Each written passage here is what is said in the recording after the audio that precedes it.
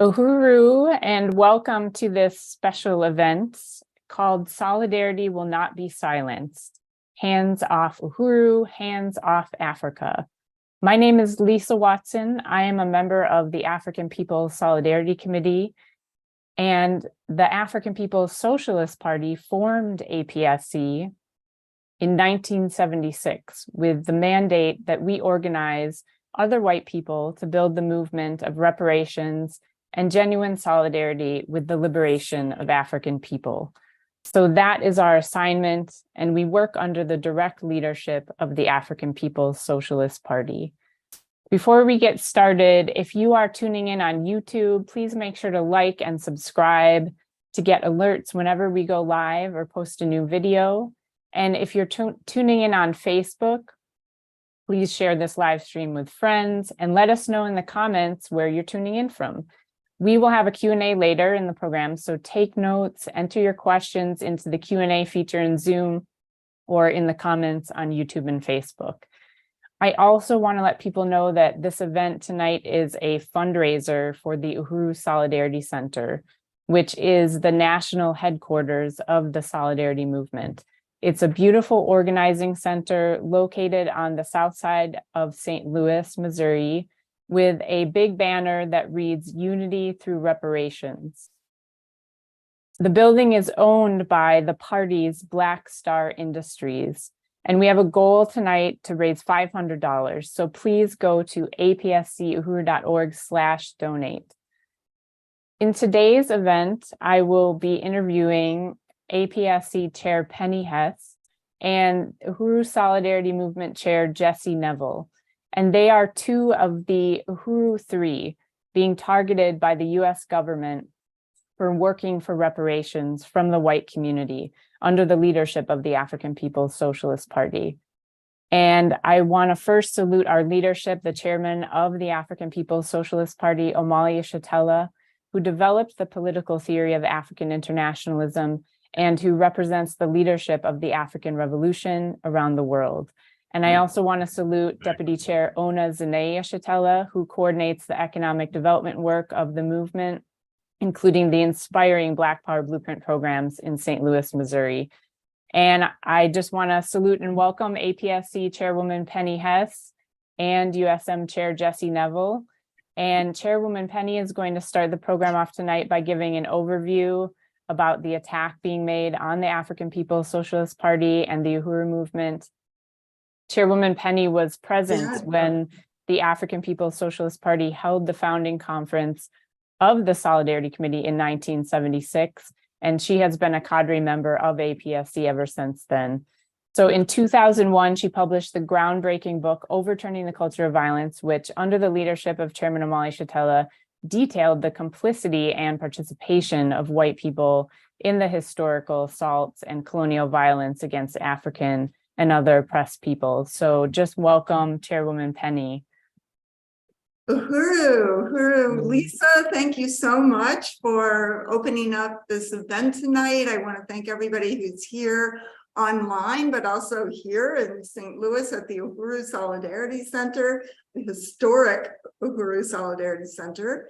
And I want to salute Comrade Jesse Neville, who's here, sitting right here. So we're going to have a great discussion tonight, and we hope that we can engage people as well to get involved and to understand the seriousness of the world today, the importance of the African liberation movement, and the existence of the African People's Socialist Party, under whose leadership we work in a very historic organization, the African People's Solidarity Committee, the first time ever that white people have been organized under the leadership of the African Revolution with the mandate to go into the white community and organize other white people for a stand of reparations to African people and genuine solidarity. So, it's very exciting. We're going to talk about why we need to do that, why we need to be organized and organizing other white people to the stand of hands off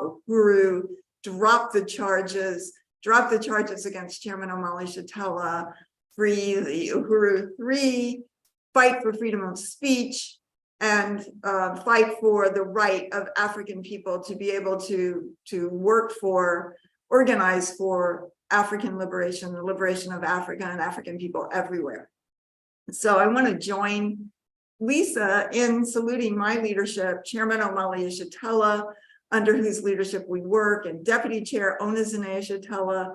And the only reason that we understand the world in the way that we're going to talk about it tonight is through the leadership of the political understanding of African internationalism, which lets us see the world through the eyes of the African working class instead of through the eyes and the narrative of the colonizer, of white power, of white people. So, we're going to be looking at that tonight and just the significance of this period that we're in. I just wanted to say that on April 18th of this year, Chairman Omali Yeshitela, who is the leader of the African People's Socialist Party and the chairman of the Black is Back Coalition, was indicted by the US government through the Biden administration and the Democratic Party. And along with Chairman Omali Yeshitela, Comrade Jesse Neville and I were also indicted. And Jesse is the chair of the Uhuru Solidarity Movement. We'll be talking to Jesse in just a minute. And I'm the chair of the African People's Solidarity Committee. Both organizations under the leadership of the party were known as the Uhuru Three. And we were all arraigned in federal court of the Middle District of Tampa, Florida in early May. And the indictments came 9 months after the very coordinated, brutal, military-style pre-dawn raids on 7 properties of the Uhuru movement in 2 cities, in St. Louis and St. Petersburg, Florida, on July 29th, 2022, in which they used battering rams, flash bang grenades in the Solidarity Center and in Chairman's house and other places. And they used drones, and they attacked with assault rifles pointed at the chairman, pointed at us, held us for 6 hours, went through everything, stole, computers, all electronics, files, and etc. So this brutal attack, the most serious attack on the African liberation movement since the 1960s. And we know that the target of that attack is Chairman Omali Yeshitela, based on his 50-year-plus struggle nonstop for the liberation of Africa and African people worldwide, and end to the system of the colonial mode of production and the oppression of anyone around the world. The chairman is fighting for a new world in which there is no oppressors and no oppressed. And that's the world that we have to fight for and be part of. I just wanted to say before we look at the video that we're in a time of the deepening crisis of imperialism that the chairman talks about all the time. He's talked about for many, many years, in which the system can't function in the same old way. And we see that all around us. We see certainly the US-NATO war against Russia, using the people of Ukraine as a weapon, which is certainly bringing the world to the brink of even nuclear war. But we see the US's ongoing wars against the oppressed peoples of the world, covertly and overtly, in 800 military bases around the world, all over Africa, all in Sudan, and all the contradictions that we're seeing everywhere in the Middle East, in South America, other places where the people are struggling to be free, to be liberated, and the resistance of oppressed peoples is what is deepening this crisis. And we see what the US-backed Israel is doing to the Palestinian people right now, in this deepening genocidal attack on Palestinians on their own land, through the illegitimate settler state of Israel. And we see the crisis of this economy, which they're predicting is going to go into even deeper recession. It's going to mean more and more people without homes, without houses, without food, without resources, without jobs. At the intensification of the economic crisis in the U.S., what they're predicting every single day. And we know that the climate is in a crisis. They're saying this is going to be the hottest summer ever on record. And we have all these places where the sea level is rising and cities are having to take cover. And, we just see the resistance of oppressed and colonized people. The colonial question is like raging. And, we also have to say that it is the Biden administration and the Democratic Party which is instigating these brutal FBI attacks against the African People's Socialist Party coming directly from Washington, D.C. and from the White House. So, just this is an incredible period. We have to stand up. We have to fight. We have to fight this system. We have to fight back. We cannot let this system take down, or attack in any way Chairman Omali Shatella, the Uhuru movement, the Black Power blueprint. The stance of the African People's Socialist Party is to resist, fight back. This is the only way you can win. You must fight. Without a fight, they will not give anything.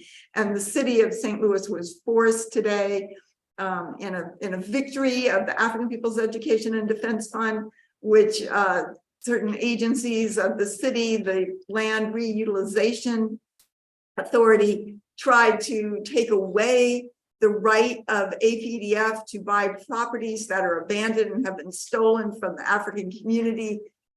So, the leadership, the incredibly brilliant leadership of Deputy Chair Ona Shatella and her amazing office took a stand, took them on, forced the LRA to relent their attacks and to admit that the Black Power blueprint is the most dynamic, important force that's happening out of the African community right now. It's a development by and for the African working class. So, you can find out more about that on different social media. It's very powerful. We need to have some webinars just talking about that. We want to salute Deputy Chair and Chairman Omali Shatella's brilliant leadership. The party is winning.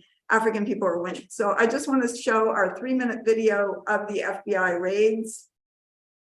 Lisa, okay. This is the FBI. You have a federal warrant for this address. Keep your hands up and follow orders. This is the FBI. We have a warrant for... They handcuffed me and my wife out here. They wanted me to sit on the curb while they were carrying this out. Something that I refused to do. They wanted my wife to sit on the curb out here, that she refused to do.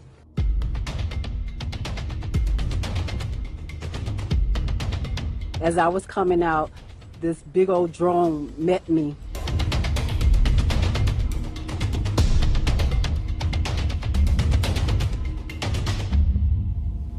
The only revolutionary organization that's done something here on the ground practically for African people is the one that's come under attack.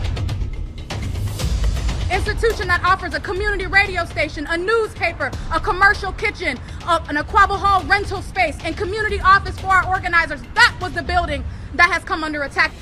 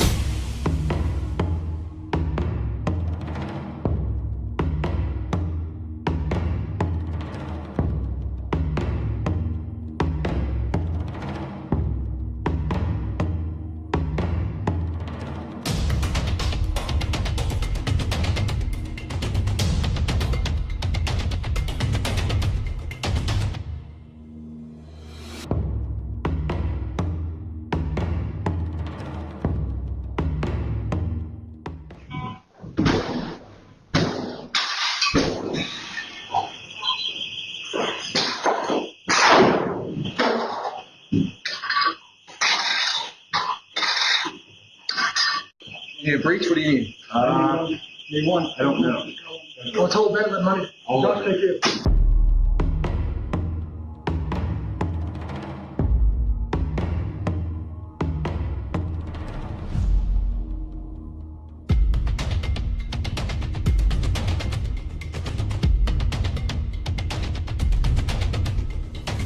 We will build a movement of white people that says hands off the Uhuru movement. They see in the African People's Socialist Party a vanguard for the struggle for the liberation of our people. They see that because not just what we do here in the United States, but because we had the temerity to do like Garvey, to do like Malcolm X, and take the struggle of black people around the world.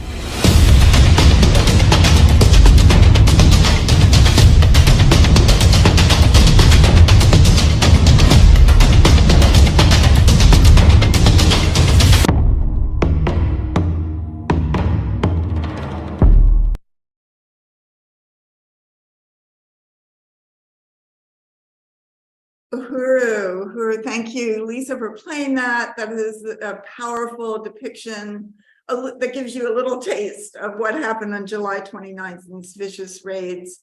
And, you know, the strongest, most dynamic front of the Uhuru movement in terms of this fight back to repudiate the FBI, to push it back, to put the state on trial, is Hands Off Uhuru, Hands Off Uhuru, counter-offensive committee that is very dynamic, led by the chair of that, which is Muwezi Odom, just a powerful leader. And it's just taken on so many different things. And I would really call on people, if you are not familiar with the Uhuru movement, to go to handsoffuhuru.org. That website is a wealth of information. It shows the outpouring of support and just all the different fronts of the Hands Off Uhuru movement. And I would also call on everybody to, if you have not done so, to go to blackpowerblueprint.org, where you see the incredible programs of the Black Power Blueprint in North St. Louis, led by the architect of the Black Power Blueprint, Deputy Chair Onasnaya Shatella, just really powerful, which has just taken this city and the world by storm to see what the African working class fighting for power over their lives can take on. But that just also has a wealth of information, and that's what they're attacking, that struggle for political and economic power in the hands of the African working class. So I just really want to salute that. And I'm just going to show a quick PowerPoint of pictures that represent places this past weekend where the day of action to drop the charges and Hands Off Uhuru happened at various places around the United States and throughout the world. So this is San Diego, great event, great action out there in San Diego this weekend. St. Louis, Missouri, we had an amazing event here sponsored by the Universal African Peoples Organization at a local church here. It was very powerful. Hands Off Uhuru, drop the charges, Uhuru. And Newark, New Jersey was out there, led by Lisa Davis, who's the vice chair of the Black is Back Coalition in Newark, and lives in Newark, very powerful. St. Petersburg, Florida, on the steps of City Hall there, led by Director of Agitprop, Akile Anai. Very powerful event there, action. Santa Rosa, California. Susan Lamont led this, and it was great. There were Veterans for Peace and many other organizations there in Santa Rosa. London, this was an event and for an action in front of the US Embassy in London. Oakland, California, in front of the Grand Lake Theater. Want to really salute Comrade Wendy Snyder, who coordinated that event, that action, very powerful. Uhuru. Minneapolis, comrades out in Minneapolis doing tabling the day of action. Eugene, Oregon, Comrade Sandy, great table holding up the spear out in Eugene. Tacoma, Washington, comrades Janet and Peter doing tabling in Tacoma, Washington. Philadelphia, salute the party and forces in Philadelphia. Occupied Azania, they had powerful events in Fochville in Gauteng province, which is the province that Johannesburg is in. They organize in what's called the townships, where the impoverished African working classes is forced to live in corrugated tin houses on their own land, on African land. Uhuru. Los Angeles, great event coordinated by Ron Gochez of the Unión de Barrio, with many forces there, very powerful. That should be visible on social media because it's a whole video of their press conference, and it was very powerful. Next slide. Chicago, people out in Chicago. Sierra Leone, beautiful event in Sierra Leone, West Africa. Washington, D.C., people out there in Washington, D.C. It looks like maybe Lafayette Park. Uhuru, very powerful. All right, Uhuru. Uhuru, Penny. So the Chairwoman Penny, that was the last slide, and just want to thank you so much for that overview. Those were powerful slides of the day of action, and just saluting the party and the Uhuru movement and its constant stance of fighting back against attacks. It's very humbling and moving and inspiring, and just calls on us to do this, work under their leadership and be part of this fight back. So I just really want to thank you for that overview. And I'm so excited, so honored to be able to talk with you tonight a little bit more about everything that's happening, and as well with Uhuru Solidarity Movement Chair Jesse Neville tonight. So I just wanted to invite you, Jesse, to turn your camera on and join the view. And Uhuru, Jesse. Lisa, Uhuru, Chairman Penny. Uhuru, comrade Jesse, great to have you. Great to be here. Great to have you. So great to have you both on. So I'm going to start out with some questions, kind of interview style for both of you, but I'm going to start out with a question for you, Chairwoman Penny, first. And you are the chair of the African People's Solidarity Committee, and I was wondering if you would be able to talk about what APSC is and its significance. Well, thank you for that question. And I'm so excited to talk about the significance of the African People's Solidarity Committee. It was formed in 1976, so that is 46 years, or 47 years. It'll be 47 this year. 47 years. It will be, so it's almost 50 years ago. And it is as critical today as ever, more so. And it was just an incredibly visionary and important step that Chairman Omali Shatella took, and the African People's Socialist Party took. And I'm going to talk about that because it forwards the entire African liberation movement and the entire revolutionary movement of the whole world. And I think that APSC is significant because it is the only organization of white people formed by the African Revolution, by the party of the African working class. There is nothing else like it. There is nothing else like it. This is something that is very, and that we are given an assignment by the African Revolution to go into the white community, to win other white people, to win actual reparations as the return of the stolen resources, not as charity, not as some kind of favor, not even as a one-time payout. And we're also called on to understand the world through the eyes of African people, to understand what the chairman calls the colonial mode of production. Which means that basically that everything that we have comes from the colonial exploitation of African people, indigenous people, and oppressed peoples around the world. There's no other way that resources are created, that we have wealth, that we experience social wealth, or the ability to pass down resources from generation to generation, except from the fact that the social and economic system was formed by the assault on Africa by Europe, the kidnapping of African human beings and enslaving them, along with the colonial domination of the whole world, just the rape of Africa, the theft of its resources, which continues today almost, just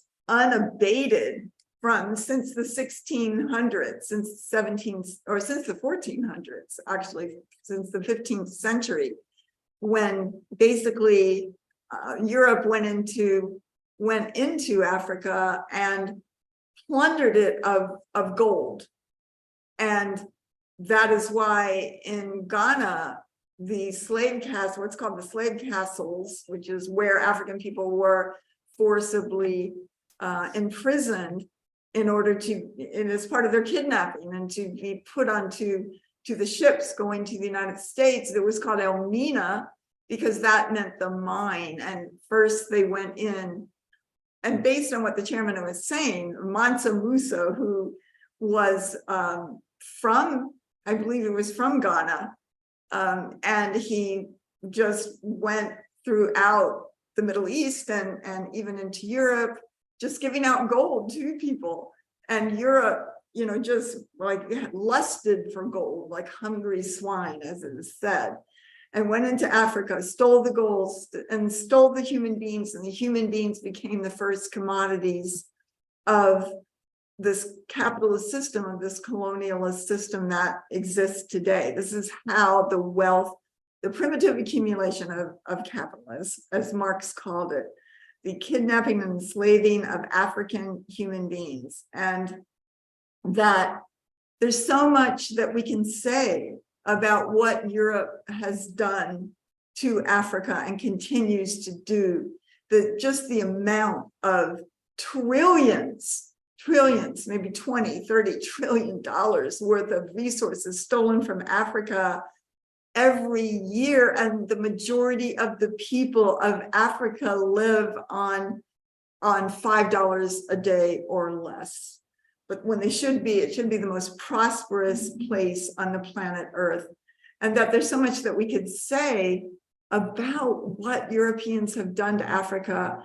And we have to come to terms with that. And, we could have an event that just looked at the atrocities of what the British did in Kenya, or what the Belgians did in Congo, or what, North Americans and white people did in Mississippi, or what the settler colonizers, what we did to carry out the genocide against the indigenous people here. We could look at it, we could take a slice of history and show it, and it would be overwhelming just to see that. But it is so vast what this colonial system has done to African and oppressed people and indigenous people. And it is continuously shocking. We can never get used to it, but we have to take responsibility for it. And until the existence of the African People Solidarity Committee, no white people ever took responsibility for what we have done to African people and the people on the planet Earth. And this is how we can do this in a productive way, in a way that moves forward, even for ourselves, and especially for ourselves. And another thing that is important about the African People Solidarity Committee is that it was created out of the overall strategy of the African People's Socialist Party to win with every force in the world, solidarity with the right of African people to fight for their liberation. And the strategy includes winning all African people here and around the world to unite and struggle for Africa, to win all other oppressed and colonized peoples, which the party has had such long-standing relationships with Union del Barrio and many, many other organizations of colonized peoples since the very beginning. and also to win the colonizer nation, white people, to stand in solidarity with the party as well, with the African Revolution. So the party has always carried out this strategy, and this is how the formation of the African People's Solidarity Committee came about. And, you know, the chairman has a piece that he wrote way back in 1977 called Tactics and Strategy for African Liberation.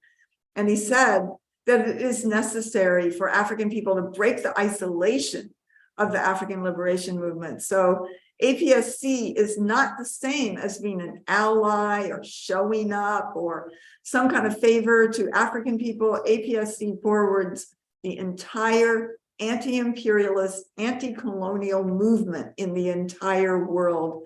And it answers the question of race to class. What is the relationship of race to class? And it goes beyond the question of racism.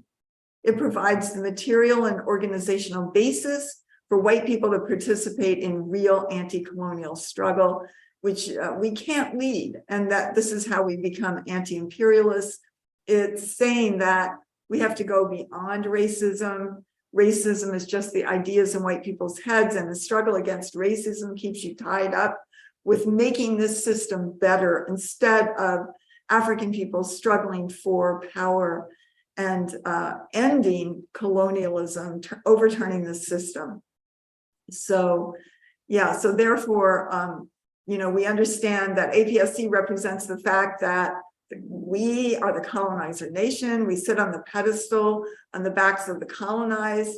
Therefore, those who make up the pedestal upon which we sit have to lead this struggle against colonialism, capitalism, and for socialism. And we can be revolutionaries under their leadership. And we have a job to do to win the colonizers, return the stolen resources, pay reparations. And also we say that the African Revolution is our revolution.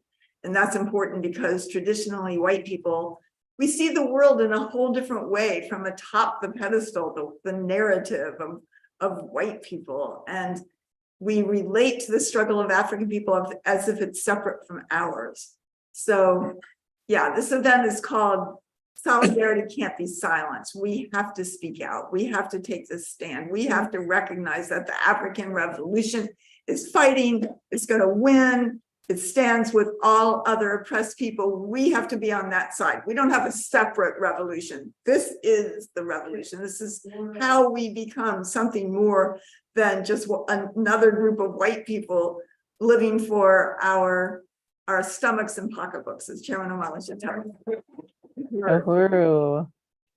Thank you so much, Chairwoman Penny, and just really appreciate that, you know, discussion about what APSC is, and it makes me very happy that I'm a member of the African People's Solidarity Committee and part of that that force that you're talking about under the leadership of the party and taking that stance, striving to take that stance every day. Thank you so much, Penny, for that. Jesse, I'm going to turn to you for a question. So you are the chair of the Uhuru Solidarity Movement, and Penny talked about the way that APSC was created to break the isolation of the African liberation movement. So how can you talk about how that was particularly important in the colonial FBI attack on the African People's Socialist Party? Uhuru. Thank you, Lisa. And I just really want to express appreciation and say what an honor it is to be able to participate in this important discussion, and salute Chairwoman Penny Hess. And also just want to acknowledge and profoundly salute Chairman Amali Shatella, who is in this event right now. Yes. So just Uhuru, Chairman, it's great to have you on, and just really salute the chairman's leadership. And the chairman put in the chat that Mansa Musa was from Mali. Yeah. So thank you for that, Chairman. Thank you. And yeah, I'm just really excited about being able to be a part of this discussion. I think it's extremely timely and important and urgent for us to really internalize this. And I appreciate that overview that Chairwoman Penny Hess just gave about the basis for the existence of the African People's Solidarity Committee. And the fact that it makes so much sense when you look at it, it's scientific. It doesn't require any leap of faith. It's very objective, looking at reality through the eyes of the African working class and seeing it as it really is. And of course, if it's a colonial mode of production, as the chairman says, sitting on the backs of African people, that the African working class is going to lead the struggle for socialism. And of course, if we as white people are the colonizers sitting on top of the pedestal, and of course, we're not going to lead. And we can't be the ones who lead a struggle against capitalism if we are the ones benefiting from our relationship to the colonial mode of production. But we do have a role, we do have a responsibility in this relationship of principled solidarity under the leadership of the party.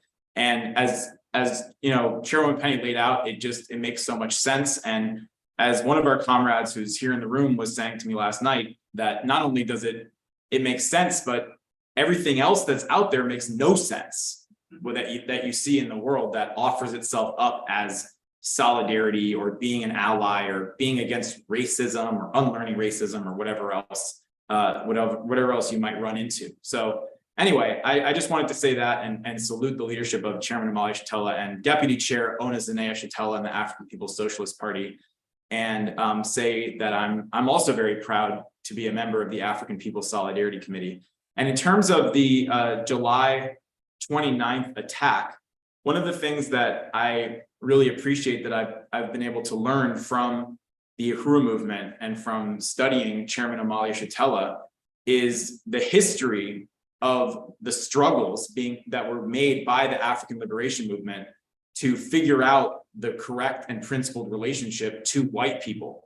And the fact that in the 1960s, there was not an organization of white people in solidarity with the African Revolution working under the leadership of the African Revolution.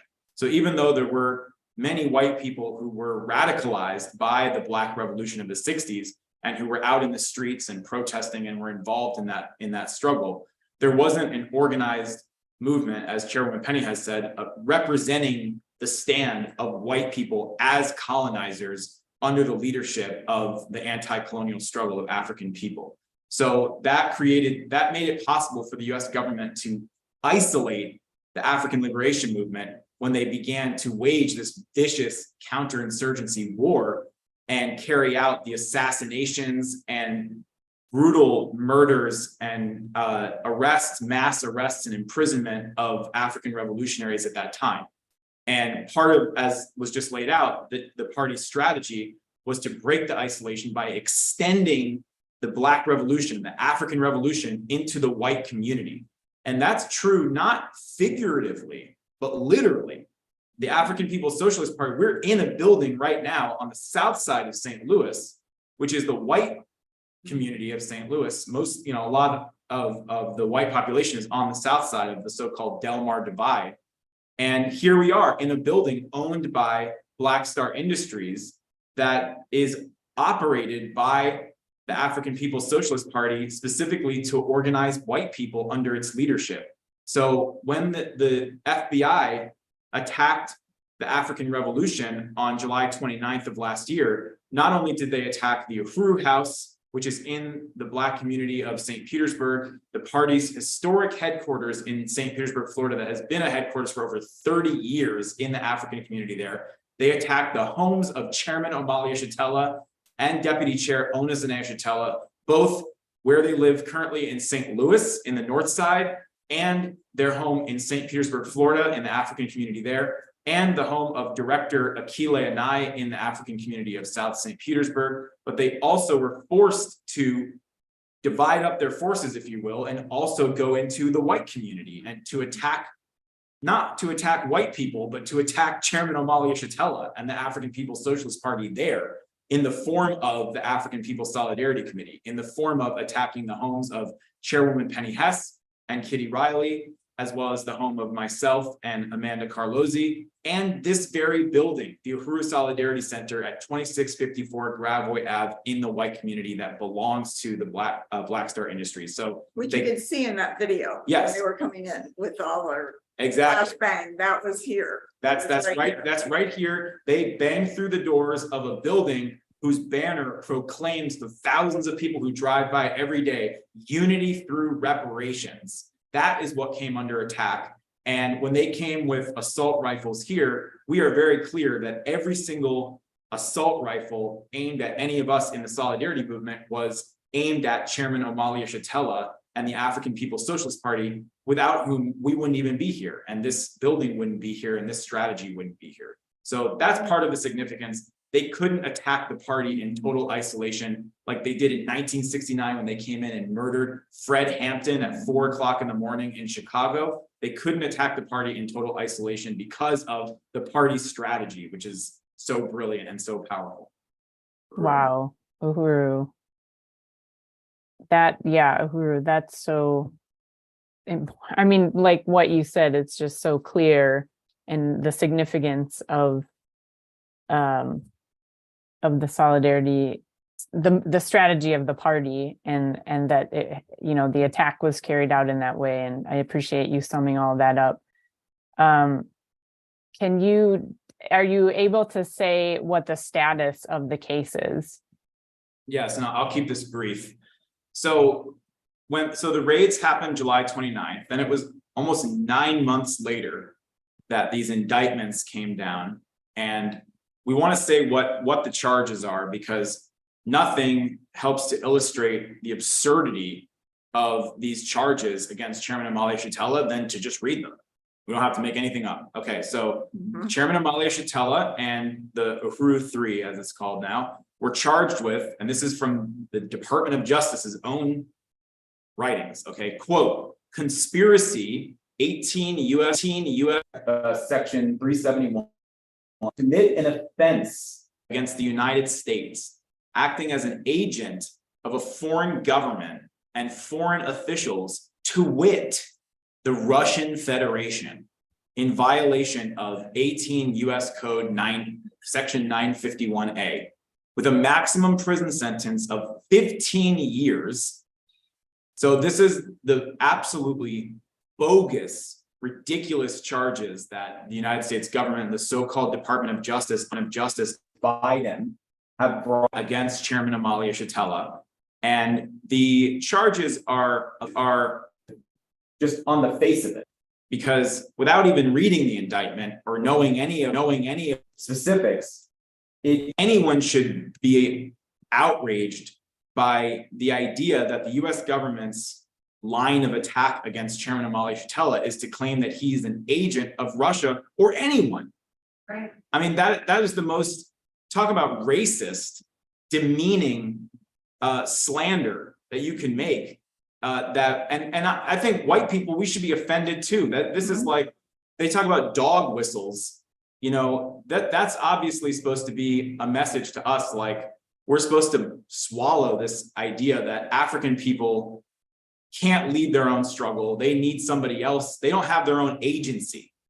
And Chairman Omali Yeshitela is living proof of African people taking back their own agency, becoming agents of their own destiny, having their own analysis and understanding of the world and how to get out of this nightmare of the colonial mode of production. So those are the charges. And right now they are moving towards having a trial possibly next year. But of course, the demand is drop the charges against Chairman Omali Yeshitela, drop the charges against the Uhuru 3, and put them on trial. That's been Chairman Omali Yeshitela's slogan from day one. Put the FBI on trial, put the US government on trial.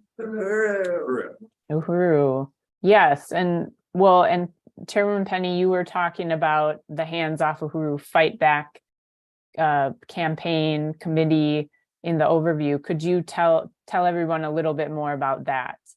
Yes, and just, really want to unite with everything Comrade Jesse was just laying out. And just to say that this Hands Off Uhuru, Hands Off Africa is the Fight Back Committee. It's the counteroffensive led by the African People's Socialist Party. And it started on the very day of the raids, when immediately after the hours that that the FBI was in our houses with all these assault rifles and all of these horrendous things that they were doing, in the chairman's house, here, my house, Kitty's house, Amanda, Jesse, all over where this was happening.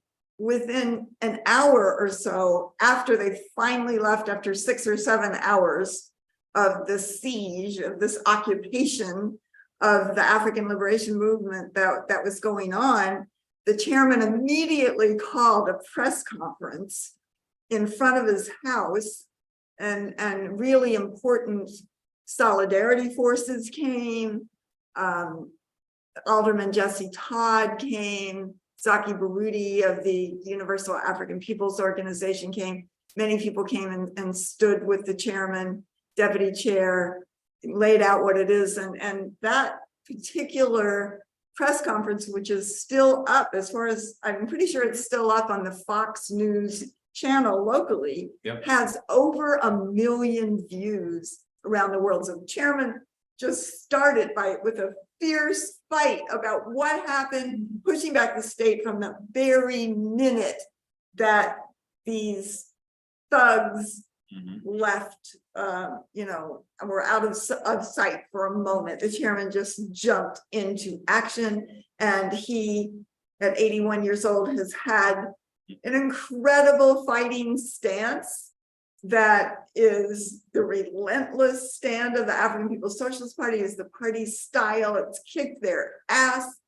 repudiate the FBI and this colonial state. The chairman has led that. He has been on countless interviews and events and tours and speaking wherever he can speak, going live, taking this on. And it's also important that the committee is called Hands Off Uhuru, Hands Off Africa, because it really ties it to the reason why the African People's Socialist Party was targeted in these raids, that it's not just some kind of local program here and there, but it is building the African Socialist International and keeping alive the African Revolution and the right of African people to have their land, their resources returned to them, and to have political power in their own hands.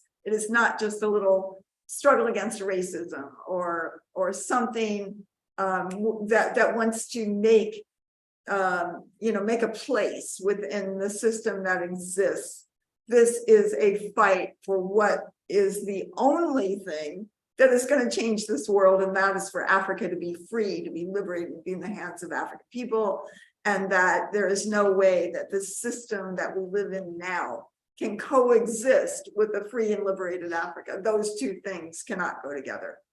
And that the chairman leads the Hands Off Uhuru, Hands Off Africa, and the chair of the committee is Mwezi Odom, who we mentioned, just very dynamic, powerful party member who is just out there on so many fronts. Just recently represented Hands Off Uhuru in Cuba on a tour there with the Hands Off Cuba committee, and just a great honor to work under her in the steering committee, which I'm honored to be on. And we have just seen an outpouring of support, scores and scores of statements, of interviews, of articles, of written and videoed, and from just across the political spectrum of all kinds of people, from left to right. This is a very, very, very powerful way that just this outpouring of support, the fight for freedom of speech, the fight for African people to have freedom of speech, to fight for their liberation, and also the context of the history of attacks against the African Revolution and all of the current attacks that we see happening by the FBI, and seeing the party, the African People's Socialist Party, Chairman Omali Shatella targeted. It's outrageous. And, I think that there are many, many forces who recognize the seriousness of these attacks and what it has meant historically, and that what it can mean, that this attack on the party is most probably, for sure, the opening salvo of just a generalized attack against all fronts: progressive, socialist, anti-colonial, anti-imperialist, free speech, anti-war, pro-constitution, all of these different groups. We see just a clamp down. We cannot let the vanguard of the entire progressive movement, anything happen to Chairman Omali Yeshitela. And I think that what's really important is that, unlike in the 1960s, which Jesse talked about, the significance of the strategy of the party that extended the African Revolution into behind enemy lines and the white community. Unlike in the 1960s, the FBI attacks, the COINTELPRO, will not decimate the movement as it did then. In fact, it's building the movement. It's building the movement due to the genius and the brilliance of the chairman and the African People's Socialist Party. The party has its strategy. It's always had this strategy that was discussed above. And it has, it's just been very profound for, to be out there fighting and winning and bringing a kind of unity to the entire sort of social movements that exist inside the US and around the world that we really haven't seen for a long time, if ever. And it's also important to reiterate that these attacks are coming directly from the Democratic Party, from Biden, and just to understand that, white people think that the Democratic Party is some kind of answer, some kind of liberal. This is the party of war. This is the party that pushes the war inside the US against African people, the war against the Black community, as well as the war against Russia right now, the war against the oppressed peoples on the planet Earth. This is the war party of the two sides of the imperialist ruling class. And, the chairman has been amazing, winning and fierce, and has clearly defined this period and the task to be taken on. And the chairman has defined colonialism, the colonial question. The party's response has created a new period. There is a way that, through targeting the chairman and the party, the US government publicly named the vanguard of the revolution, of the world revolution. Yep. Which it is the vanguard. It is the vanguard party is out there taking on its shoulders to overturn this parasitic social system built at the expense of African people. And we see like a good kind of like closing of ranks of different organizations, a kind of unity that we really have not seen through forces just throughout the spectrum, as we have said, and it's going to be deepened by continuing work of the Hands Off Uhuru movement in the next few months. The party is putting the state on trial and galvanizing everyone to stand with it. So it's very exciting. Uhuru. Yes, I mean, just salute the Hands Off Uhuru, Hands Off Africa defense, counteroffensive. It is so powerful, like you said, and it's just bringing so many people together. And like you say, building the support in a way that, just hasn't, I don't know. I mean, I haven't been around forever. So, I mean, I know it's been there, but it's very moving to see the support and just so powerful, the fight back. And so I know one part of it, there's different components of the fight back. And one of them is the legal defense. And so I'm wondering, Jesse, if you could tell us a little bit about that, and also the fundraising for that, because that's been a really important aspect of the Hands Off Uhuru campaign. So could you talk about the legal defense and the fundraising for that? And then I have kind of a follow-up question too about how people can get involved and stuff in the Hands Off Uhuru campaign. Uhuru, definitely. Well, one thing I just wanted to say quickly, and this is related to the legal defense, is what Chairwoman Penny was talking about in terms of the attack on free speech for Chairman Amalia Shatella and African people, and the way that this movement is emerging in a really strong way around Chairman Amalia Shatella, with Chairman Amalia Shatella and the African People's Socialist Party in the center of it and at the helm of it. That is a fight for, among other things, the right to free speech. And the right to free speech, meaning the right of African people to have free speech. And the chairman spoke so eloquently about this at the press conference that was held after the arraignments in St. Petersburg, Florida. And he talked about all of the times throughout his life. I mean, this is nothing new to Chairman Amalia Shatella. This might be an escalation in terms of the level of this assault that they're making, but the chairman has been arrested many, many, many times throughout his revolutionary political life. And as he was explaining, every single time he's been arrested, it's been for free speech. He talked about how he was arrested for verbal abuse of a police officer. So not for battery, not for physical abuse, but for saying something that the cops didn't like. How he was arrested for incitement to riot, not for rioting. In fact, the chairman said there wasn't even a riot, but because they said he wanted there to be a riot, so they arrested him and they charged him. And in every instance, and then in this case, the so-called Department of Justice even had to admit it in their press release when they made the indictment, that what the Uhuru movement had done was weaponized free speech. And what that means, of course, is that they've used this First Amendment right that you're supposed to have, but they've used it to struggle for the liberation of African people.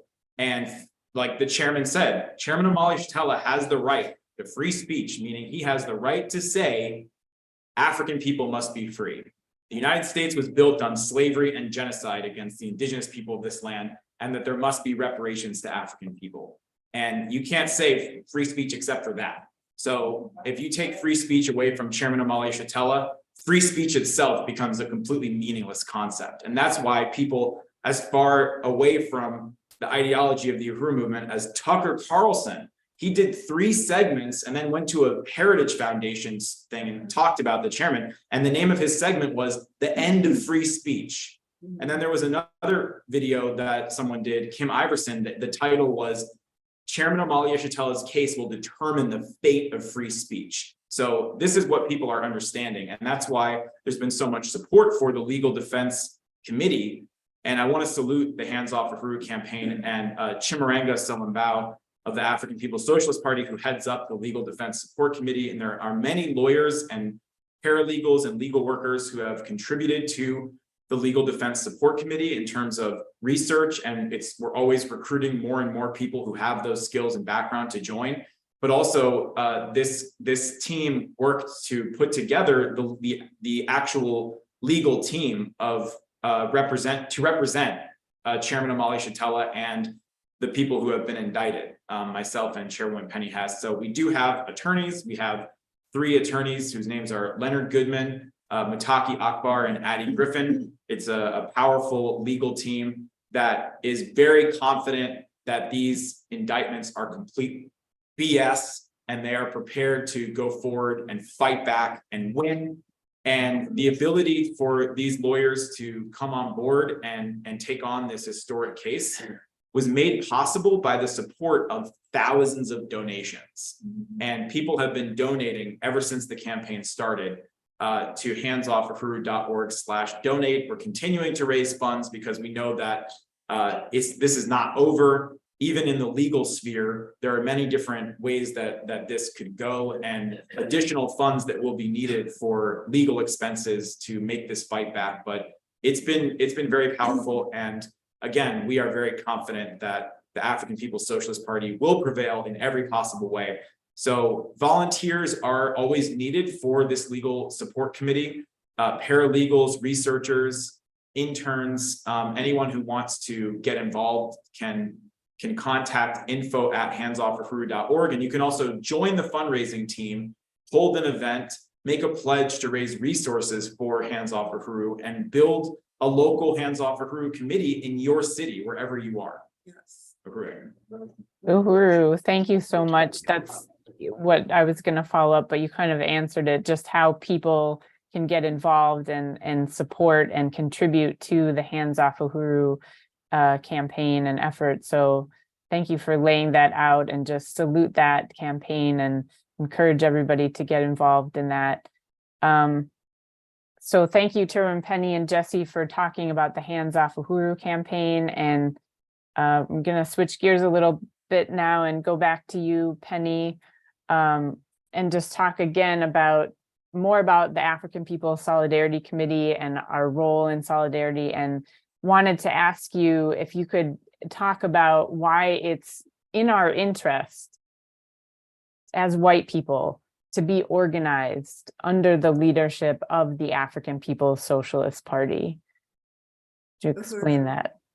Well, thank you for asking that. And it's something that I always struggle to be able to articulate, and I don't think that I ever do in the way that needs to be, but the chairman does it so brilliantly, and he calls on us to end our self-imposed isolation from the rest of the world. And that is such a profound statement, because the chairman and the party and the worldview of African internationalism turns the world right side up.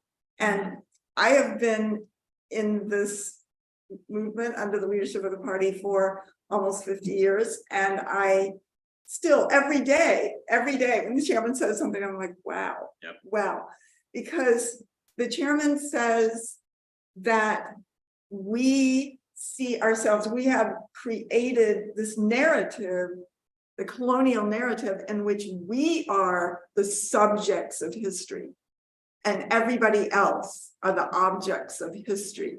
And we're the ones that have the story and the struggle, and we have names and we have goals in life, and this is supposed to be the narrative that everybody else in the world is supposed to adopt.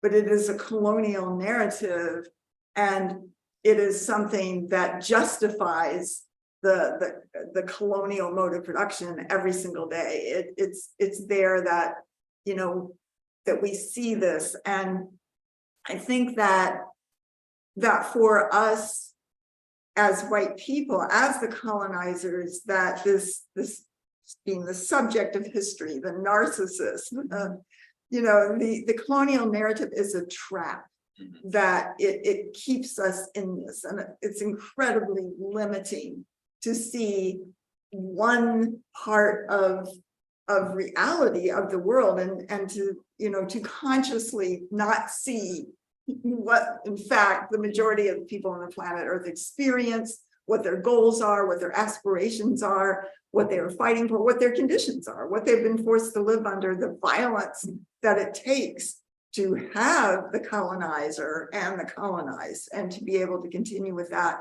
and their resistance, and to begin to adopt the worldview, to work at doing this, to study it, to do it in theory and practice, which it has to be, it's not just an academic something that you can read and study. I mean, certainly we do have to study it, we do have to read it, but we have to practice it, we have to take it out, we have to organize, and it is about how life is lived.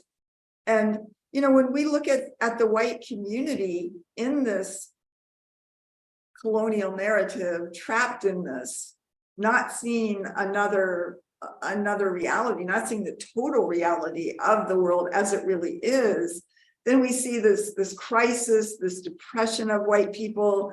We see massive suicide and drug addiction and alcoholism, and just a number of whole towns, white towns, where people are addicted to drugs, and the parents, the children. I mean, this is the reality in this country, yet this is supposed to be the highest standard, the highest civilization on the planet. This is the world. This is what we want to live in a society that that is all about just working, making money, getting a house, paying the mortgage, going, just the next thing that we're going to experience. And for what? To what end? To what end? What is this about except to gratify ourselves, to die, pass down some wealth to the next generation of colonizers, so that, but just this profound lack, a void that's within us that has to do with a just a inability to have a relationship, a principled relationship with African people, with oppressed people on the planet Earth. This is the self-imposed isolation, and this colonial narrative, like, we just take it for granted. We take everything for granted. Even the map of the world, which is all about putting Europe in the center. Yes. The United States in the center.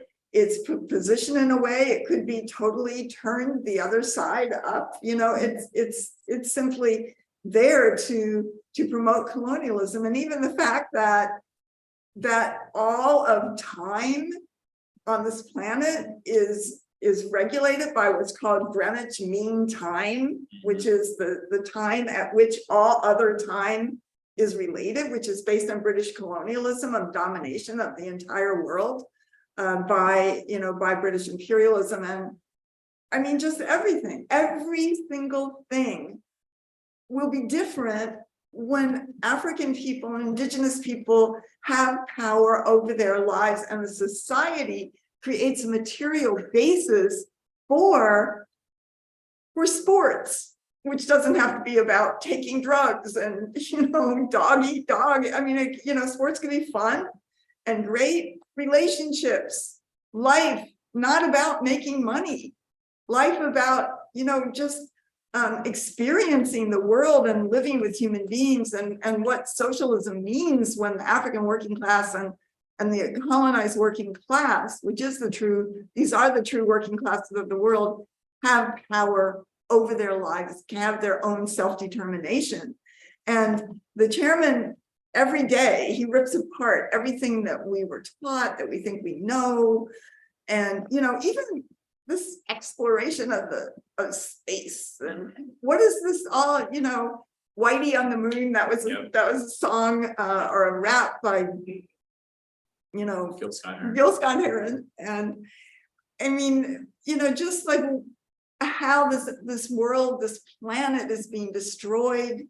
They say, I mean, some people say there's only a few years left that can even survive in this, and that the destruction of the environment and the implementation, the carrying out of colonialism and the colonial domination of the planet Earth, the genocide against the indigenous peoples, this is one and the same thing.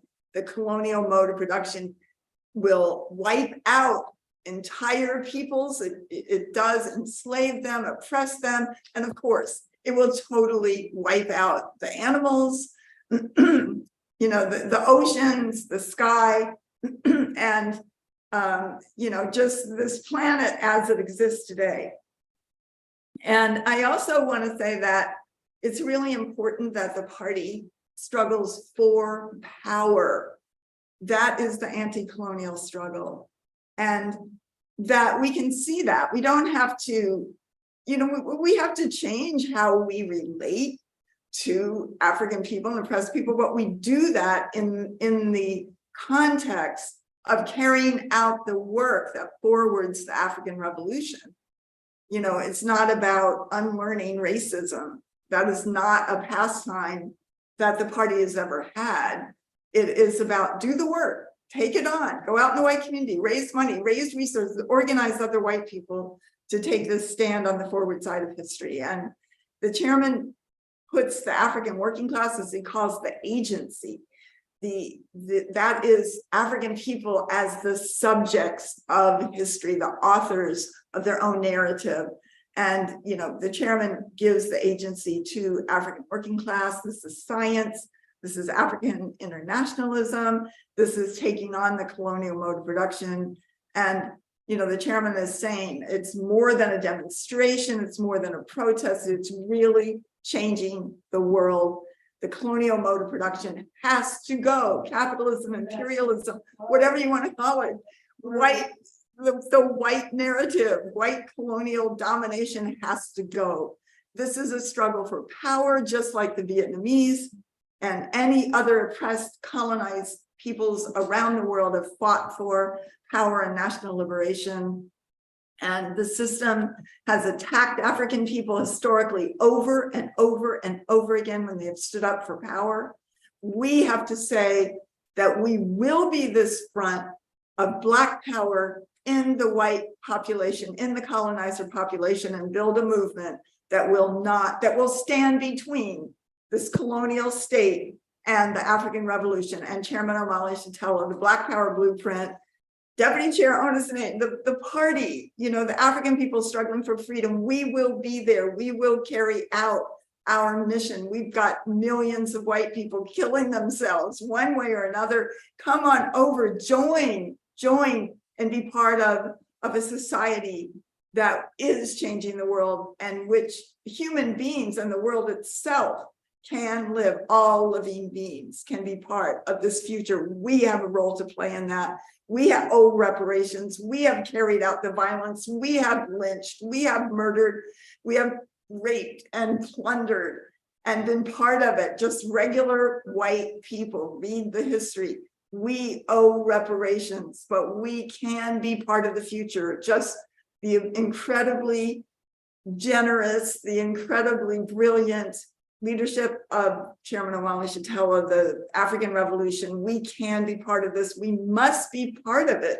There won't be a world. I just want to say to Greta Thunberg, there's not going to be an answer to the environment until this system of the colonial mode of production is brought down brick by brick through the leadership of the African Revolution and indigenous peoples around the world. When they have power once again, that's when the problems with the environment and the only way that they can be solved.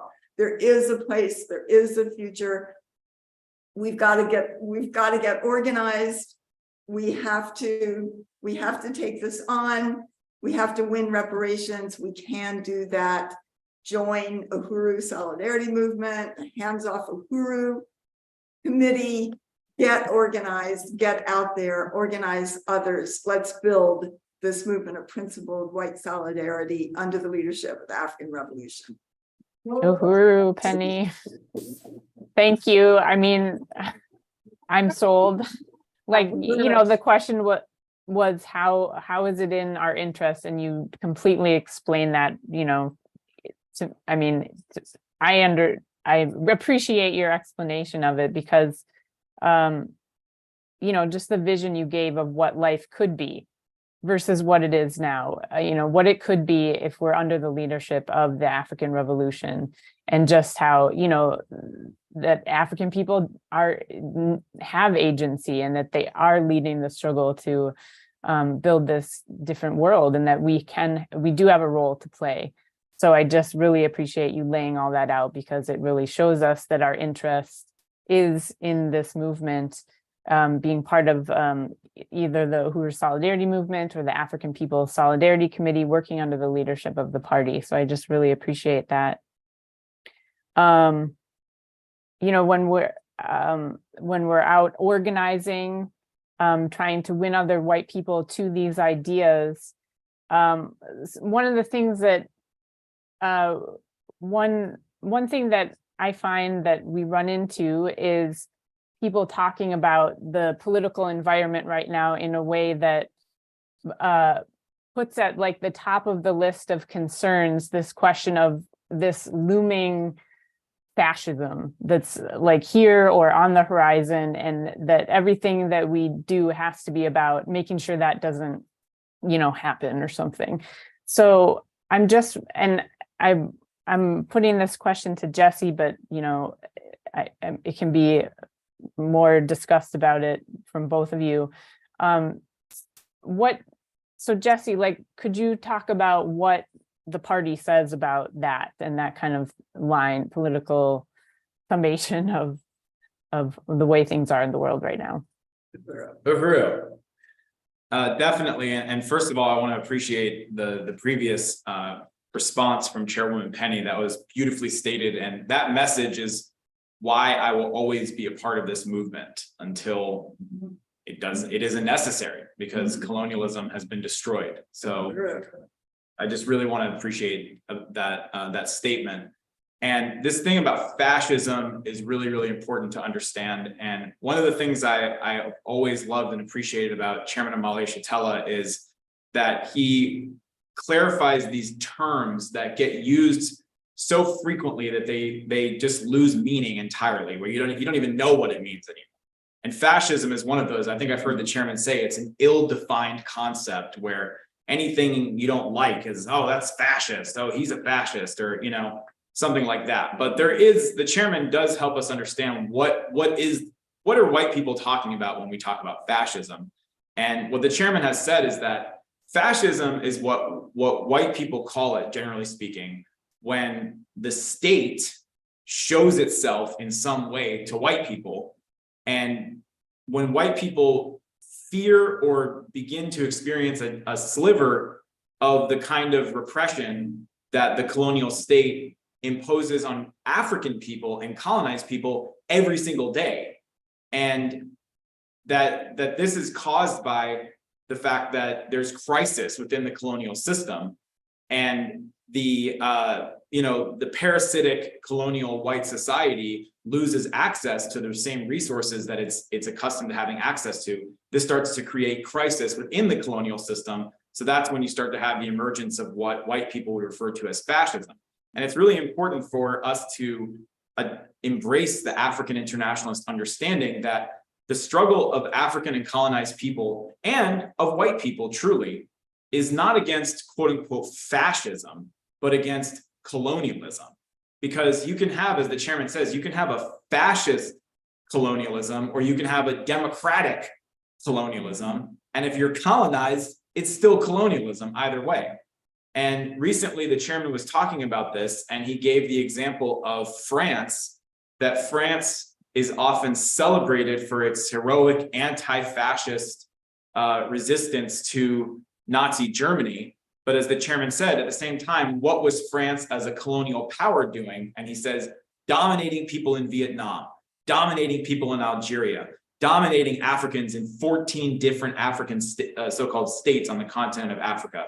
So as he says, you can have a democratic colonialism or a fascist colonialism, but colonialism is colonialism, and African people live under colonial domination.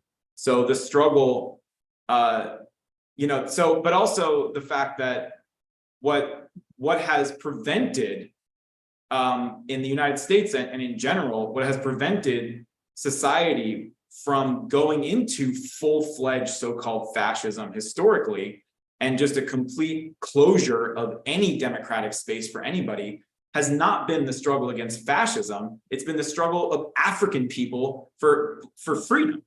And the chairman talks about, like, look at the 1950s when you have the so-called McCarthy era, which is something that a lot of white people would refer to as a time of fascist kind of authoritarianism in the United States, where, you know, even white people were being thrown up before the House Un-American Activities Committee and questioned about their relationship to the Communist Party and blah, blah, blah, blah. And it was the Red Scare, and people were losing their jobs because of their political stance or whatever. But what stopped that, what kept society open, as the chairman says, was not the anti-fascists. It was Fannie Lou Hamer. It was Ella Baker. It was the African movement that kept society open.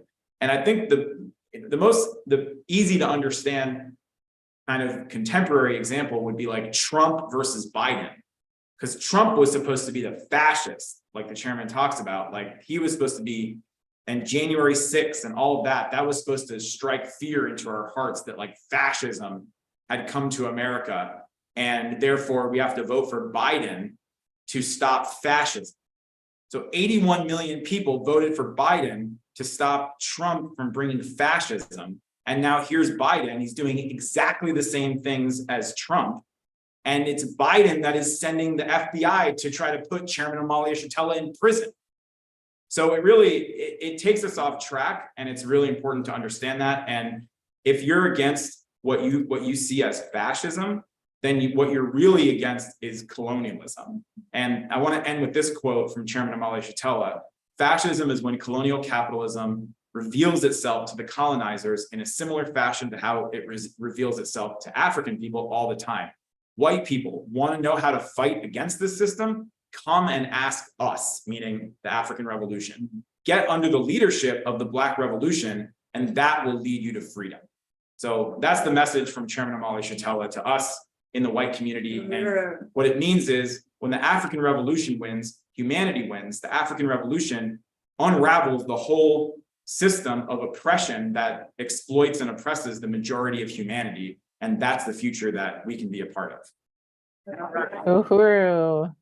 Excellent. I mean, what a powerful, concise, just message that helps us explain or helps us better understand that whole question about people saying like the biggest threat is fascism, and the chairman breaks it down and helps us understand that it's colonialism. And so thank you for that. So I'm looking at the next question that I was going to ask, and I think you've kind of already addressed this, Chairwoman Penny, but I just want to see if you had anything more to say. I mean, it's kind of related to how you were ending the last question that you were talking about why we have to take this stand. You were starting, I think, to get into that. But Yeah, the importance of building organization and organizing for reparations, like how do we do that actually? Well, we do that under the leadership, organized under the leadership of the African Revolution. We can't do it as ourselves. We can't do it as individual reparations. I mean, that's not what reparations is.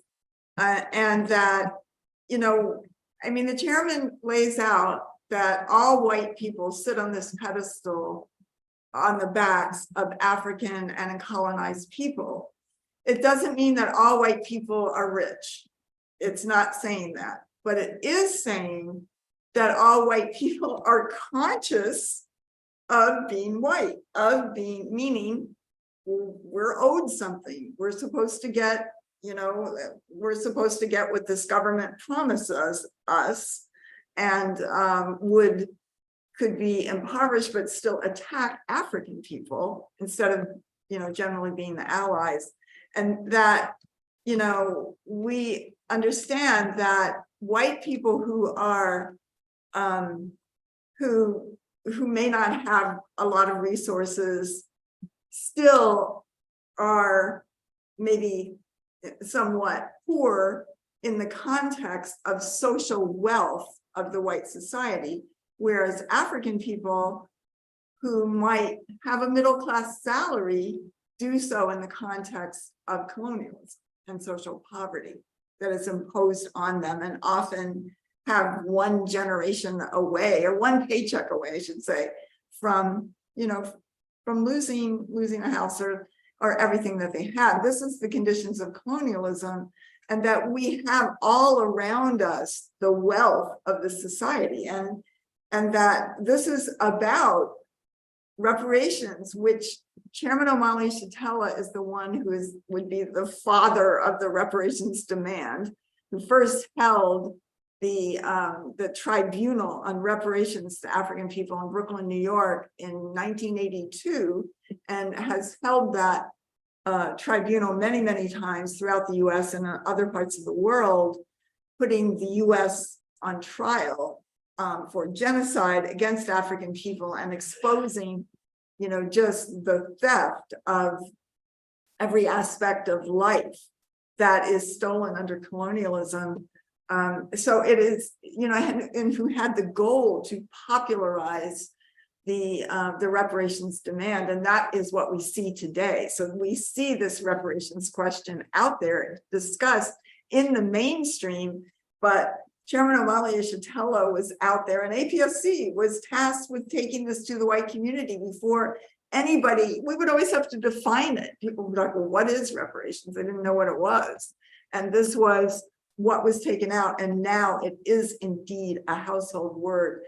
And I think that, you know, there's all different kinds of ways that it's interpreted, but it is the return of the stolen resources. It is what belongs to African people from the hundreds of years, centuries and centuries of stolen labor, stolen life, stolen ability to produce and reproduce life for themselves, for their benefit, to build the society, all of the work, the labor, the children. You know, the future has gone to serve the colonizer. Everything is owed to African people, and that's what we're organizing. It's a revolutionary demand. It's not just a payment, but yeah, if people want to make a payment, fine, that's good. But it goes towards the struggle for power and liberation and actual concrete programs such as the Black Power Blueprint that is building African workers' political and economic power here in St. Louis and other places. So how does it work? It works by being in the Uhuru Solidarity Movement, by being in the African People Solidarity Committee, by joining this, by building this work, and or even joining the Hands Off Uhuru Committee or building that yourself. Let's get organized under the leadership of the African Revolution. Let's go in there to the white community, as we do, as USM does, and organizes to bring actual resources to turn it back over into the hands of the African Revolution. It's very, very powerful, really dynamic, really exciting. So many things. We have tours, workshops, marches for reparations, which we'll have again in several cities this fall, and teach-ins and other kinds of things that organize white people to take this stand, to get on the forward side of history. Uhuru.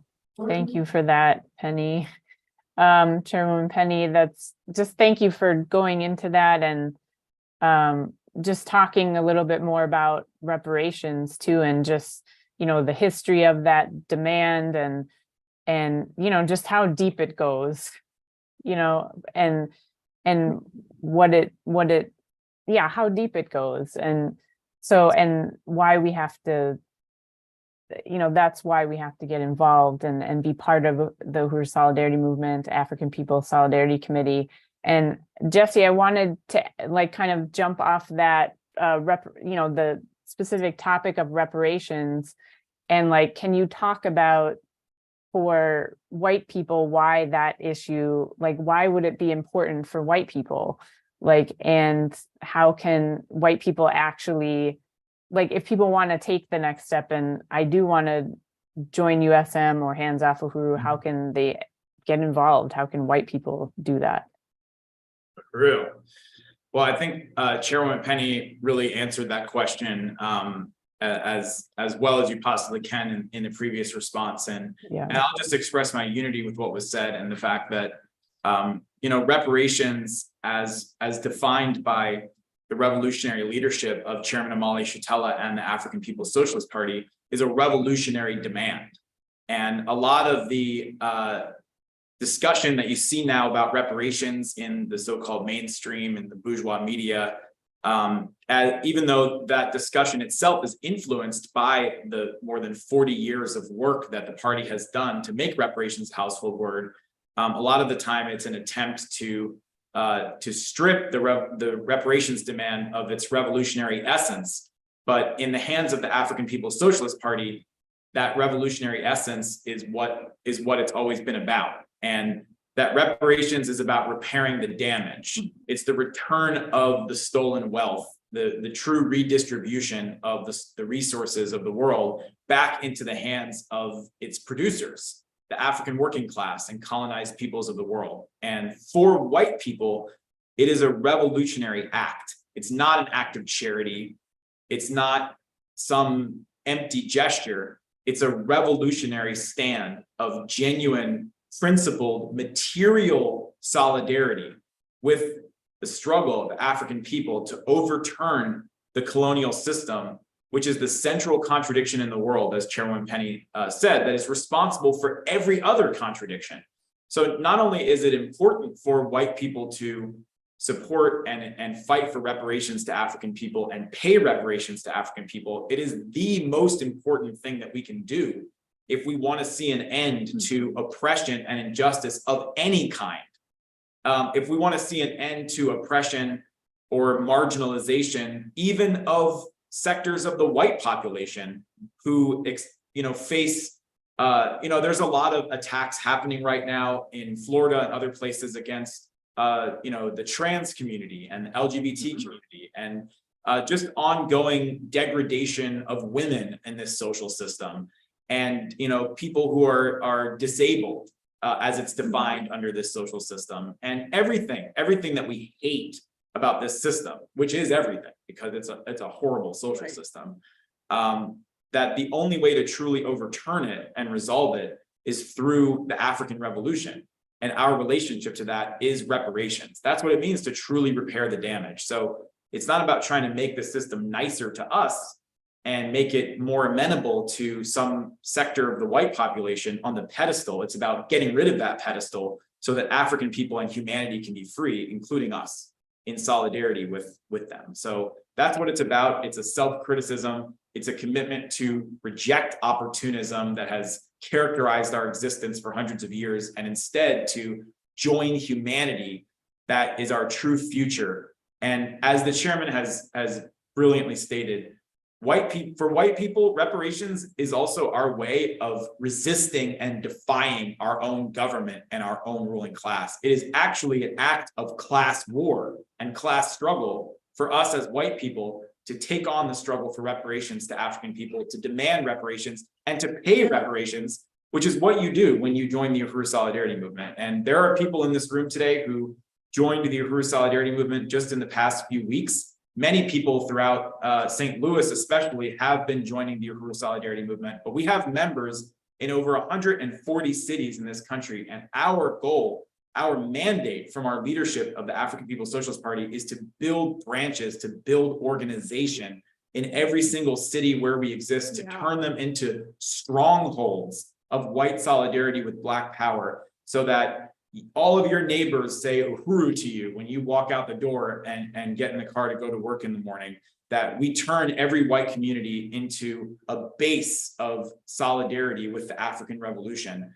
And we're having a recruitment and branch building conference on June 11th, Sunday, June 11th from 1 to 5 Central, that you can register by going to tinyurl.com/solidarity conference. And Chairwoman Penny Hess and Chairman Omalia Shatella will be speaking at that conference. And we're going to train people on how to build the Uhuru Solidarity Movement in your community. Even if you are one person, it starts with one person. And from there, you could end up having hundreds of people active in your city working with you to build solidarity with the African Revolution. So that's going to be June 11th. And it's inspired by this event. It's going to be called Solidarity Will Not Be Silenced. Uhuru. Uhuru. Well, that is very exciting to hear about. And I know we have a slide for that in the announcement section at the end, but thank you for putting that out, because it really flows from this event. Then one of the next things people can do is get organized at that event, get trained, get armed with everything you need to do to get out there and join and be organized. Well, I thank you so much, Chairwoman Penny and USM Chair Jesse. This has been a really powerful discussion, and I just thank everybody for sticking with us. We're going to wrap up this section of the program, but we have a few more parts of the program that are really important. And we're going to actually have a Q&A shortly too. So if you haven't already and submitted any questions that you have, please go ahead and do that now into the Zoom Q&A feature, or if you're on YouTube or Facebook, you can put that into the chat, and we have moderators who are going to be compiling that into a list of questions that we'll ask. And before we go to our Q&A, I want to take a few minutes to tell people how you can get involved. I mean, Penny and Jesse have already spoken to this somewhat, but just want to get a little more specific in terms of how you can support, how you can get involved in solidarity with the African people's struggle for liberation and support this work. So as I mentioned at the beginning of the program, we do have a goal to raise $500 today.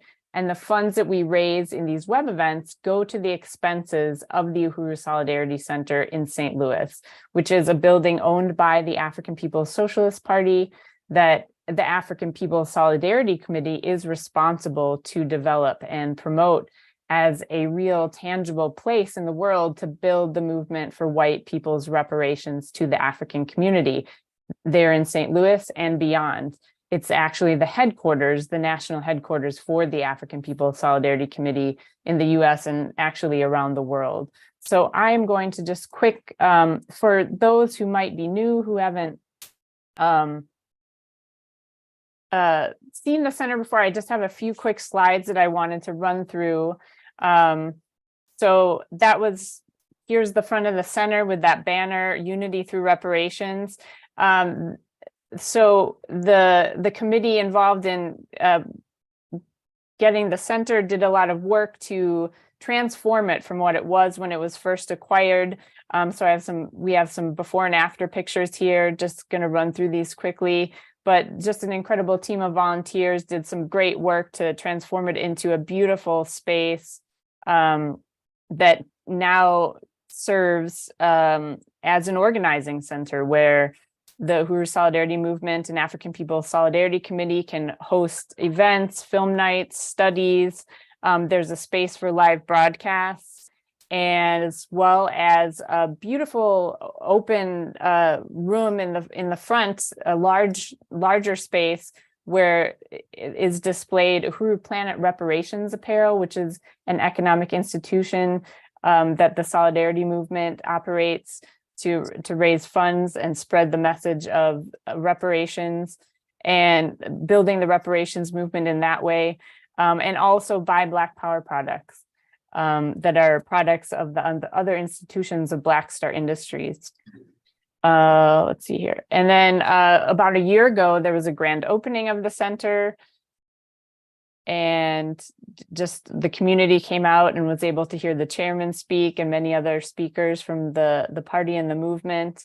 And then, so that was last June. And then in July of last year, the Uhuru Solidarity Movement organized Reparations Summer, and people came from around the country to participate in this, and involving outreach and study and events. And there was just a great group of people that participated in that. So that was right before the FBI attacks, Reparations Summer was. And so, as mentioned, the Uhuru Solidarity Center was one of the buildings that was raided, and it had a lot of damage like all the other places. So volunteers jumped in and a lot of repairs were made following the FBI raid. That's just a couple of pictures so that the work continues in the center. And this is just a picture of some USM members and volunteers who gathered at the center to poster for the 2023 USM convention.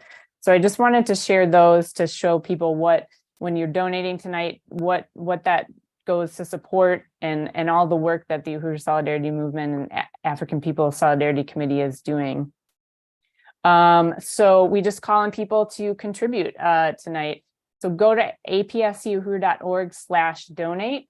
And I just wanted to make sure. Oh yeah, I'm not still sharing. And then, okay, so we already have, according to the calculations, all right, $405 so far. I mean, so people have really stepped up tonight and got that donated. I'm putting in $50, so that is going to be $455. And I'm gonna shout out some of the people who donated so far. So we have Leah in Minneapolis, James in Harrisburg, Kitty in St. Louis, Michael, who actually became a $10 monthly donor. So that's part of, we're counting those monthly donations. And so that's kind of what gets us closer to that goal. But just saluting Michael for signing up to donate $10 a month. That's a really important thing that people can do. And so anybody who's able to do that, to become a supporter in that way would be really important. Salute to Michael in Columbia, Maryland. Nathan in San Francisco, Ruby in Philadelphia, Penny in St. Louis, Uhuru, Chairwoman Penny, Len, and then somebody else is typing in something. So I will announce that in just a minute, but we're getting close to our goal. So that's very, very exciting, and just keep it going. Keep it going. We need this. This center is so important, and what it means to have a physical space, an organizing center that represents the stand of solidarity, and where people can go to express that. Let's see. So, all right, let me see if that other note. Okay, Mike. Oh, I think that might be a duplicate. So yeah, okay. That was Mike from before. So, all right. So I just want to thank everyone who contributed so far, and let's keep it going to reach the goal, and we'll take a look at that total again towards the end. And so where are we at? Wait, we're at 450. You said 455. So we've got 45 to go. $45 And putting in 20. Oh, Okay. Awesome. Yeah, we have chat moderators so who are looking for any pledges. $25 more. Yeah. 25. Oh yeah, we can do that. Yeah. And so you can give $5, $10, $50, 100. The sky's the limit, but don't think any donation is too small as well. So we've got 25 right. to go. 25. Comrade Jesse is putting in 25. All right. Uhuru, Jesse. Yeah, we got a cash donation in the room. Oh, okay. Awesome. True. What was that? How much was that? I think it's 20. Yeah, I'll do 20 then. 20. All right. Jake. From Jake. Awesome. All right. Uhuru. Thank you. Uhuru. Awesome.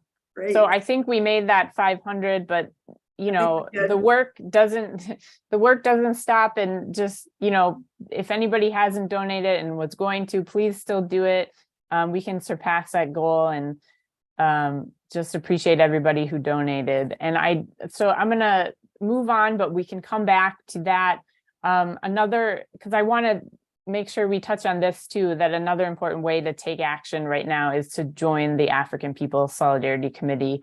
And this is, as Chairwoman Penny and Jesse have explained, is the organization that was founded by Chairman Omali Shatella and the African People's Socialist Party to work directly, where we can work directly under the leadership of the African Revolution to tell the truth and take responsibility to stop the violence of colonialism, to win reparations and rectify 500 years of genocide committed by Europeans and Americans that we directly benefit from today. So we have a chance to say not in our name, and joining APSC is how we can do that from the white community. So go to apscuhuru.org/join, and there's a form to fill out there.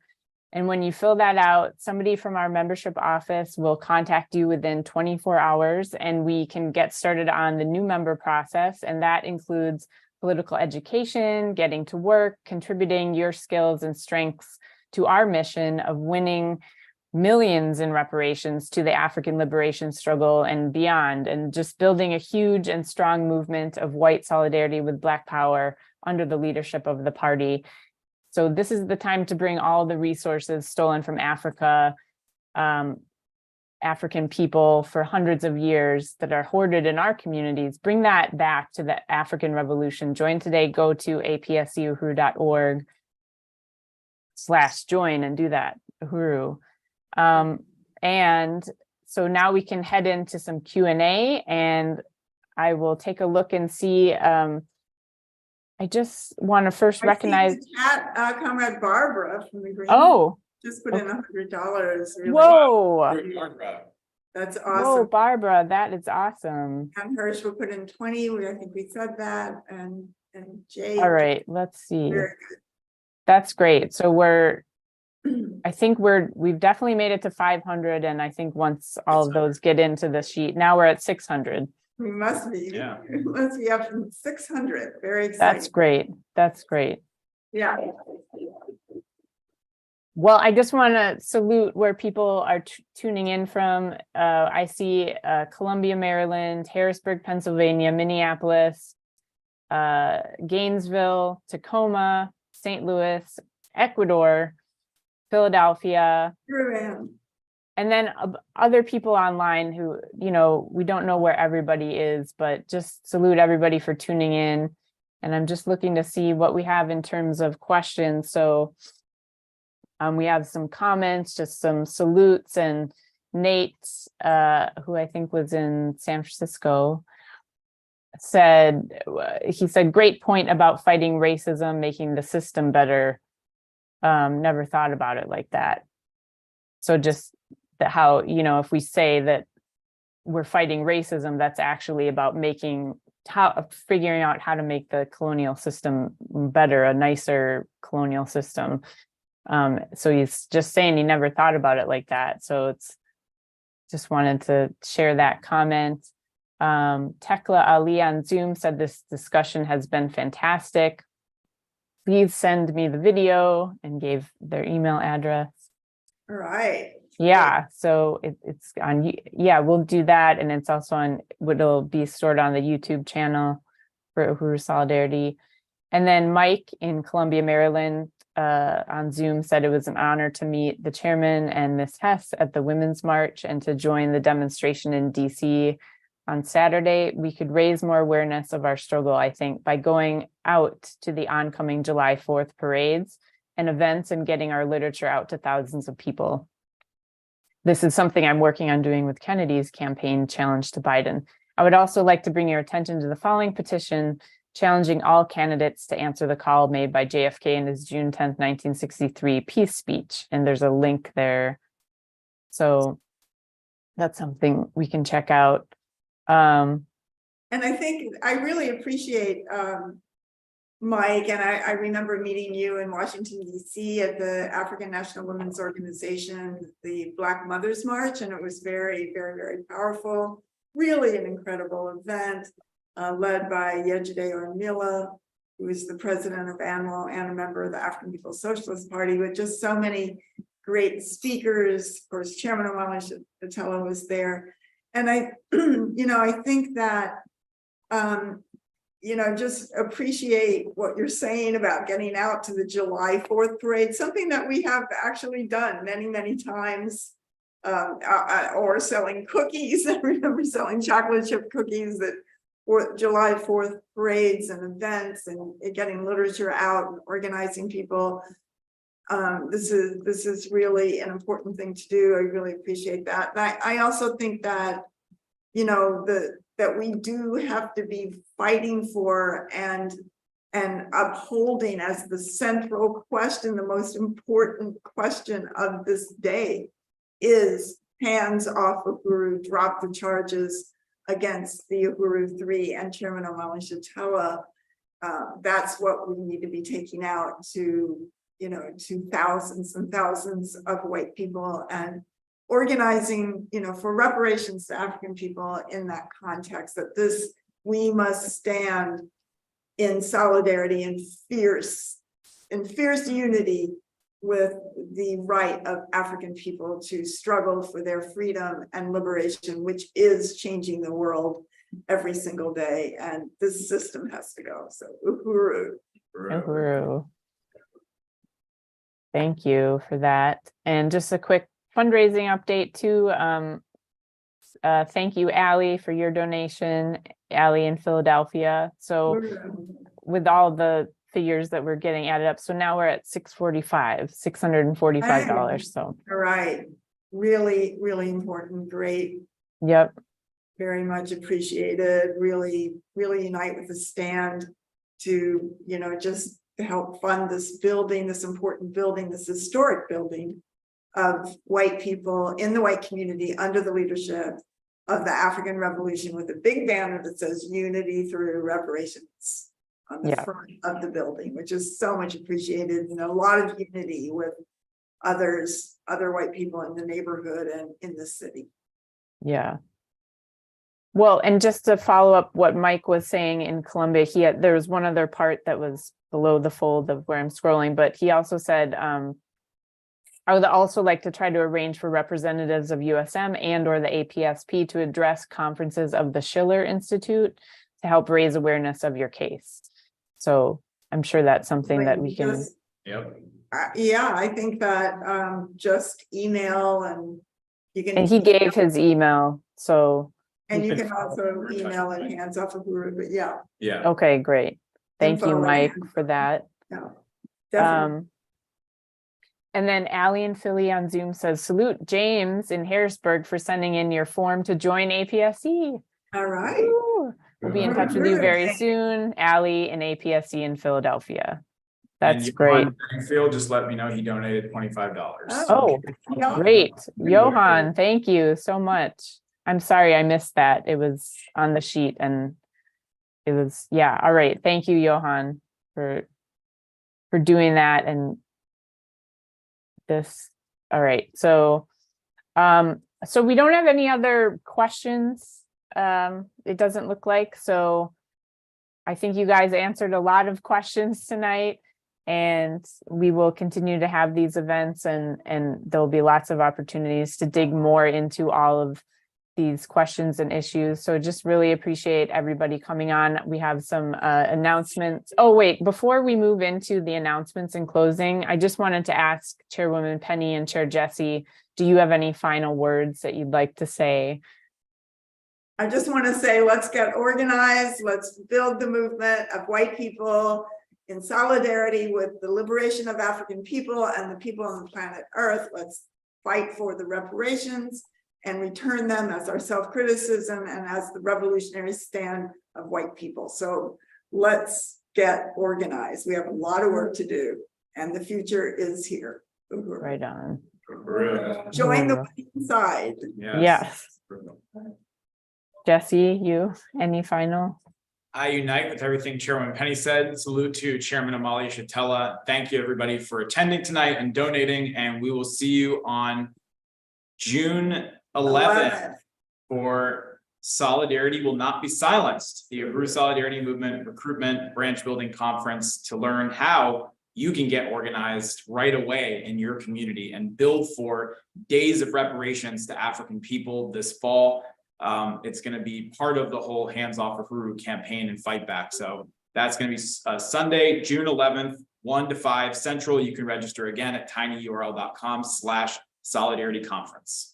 Uhuru. And I'm going to bring up the slides here for the announcement. So, and we do have a slide for that event. So I'll share that in 1 second. So I did it and we'd have it in chronological order. So one day before that conference is Hands Off Uhuru, Hands Off Africa campaign mass meeting. So this is going to be on Saturday, June 10th. In April of 2023, the Hands Off Uhuru, Hands Off Africa counteroffensive was on the ground in revolutionary Cuba. So we're calling on, they are calling on everyone to register for the report back from that trip. And that's Saturday, June 10th at 1 Eastern, 12 Central, 10 a.m. Pacific. And people can register for that by going to tinyurl.com/handsoffmeeting. And then the conference that Jesse was talking about with this same title as this, jump into the next event related to Solidarity Will Not Be Silenced, the organizer training conference Sunday, the day after that Hands Off Uhuru event, Sunday, June 11th from 1 to 5. So, and to register, go to tinyurl.com/solidarityconference. And 2 weeks from tonight, there's going to be an APSC hosted national study, and it's going to focus on how to sell the Burning Spear newspaper. And this is something that is, you know, the basic work of organizers involves selling the Burning Spear. It's the revolutionary journal of the African People's Socialist Party that's been in publication since 1968. It comes out every month and tells us, gives an African internationalist analysis of the world, and also has reports on the work. And it's amazing. And it's so important that we study it, that we read it, that we sell it as a part of supporting this important media institution of the party. and we can distribute it in our community. So we are having a study on, tips and methods to sell it. And that's going to be next 2 weeks from tonight at 6 p.m. Central Time. And you can register for that by going to apseuhuru.org/study. And also, if you haven't ordered your June spears yet, you can go ahead and go to the burningspear.store and order a bundle of 25, 50 or more to sell in your community. And then we want to let everybody know that you can, we encourage everybody to tune in and attend the weekly O'Malley Taught Me Sunday study. It's at 9 a.m. Central Time, 10 a.m. Eastern, and you can watch it on the YouTube, the Burning Spear YouTube channel. So it's YouTube at the Burning Spear, and also on Chairman O'Malley Yeshitela's Facebook page, which is listed there, /O'Malley.Yeshitela. So I think that is all the announcements that we have.